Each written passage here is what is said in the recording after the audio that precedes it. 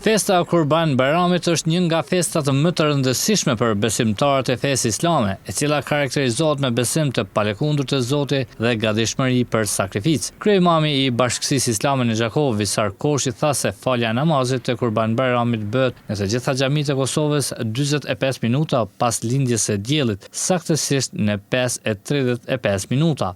Zakonisht tek ne, tek Kosovë, caktimi i orareve bëhet sipas lindjes së diellit, domethënë 45 minuta pas lindjes së diellit, që i bie saktësisht falja e Kurban Bayramit në ora 5:35 minuta. Pra ky orar vlen për të gjitha xhamit, jo vetëm për këtë xhami, por për të gjitha xhamit e Kosovës. Kurban Bayrami karakterizohet si festë e humanitetit ndaj të tjerëve duke bërë shpërndarjen e mishit të kurbanit.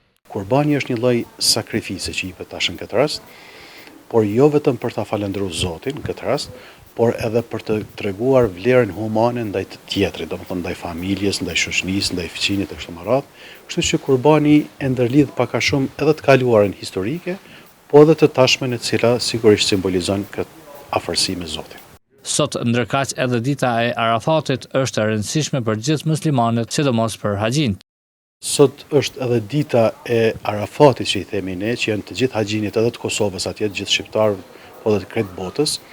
Në mesin e tyre janë edhe 40 haxhin nga komuna jonë e Gjakovës.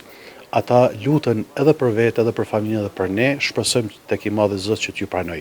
Ndërsa në anën tjetër, nesër, meqense është edhe festa e Kurban Bayramit, ne në lutjen tonë të përbashkët i ftojmë gjithë besimtarët të marrin pjesë ata të cilët kanë mundësi dhe të vazhdojnë traditën e tyre siç e kanë pasur edhe më herët, me shumë vizita edhe dashuri, harmoni mes vete.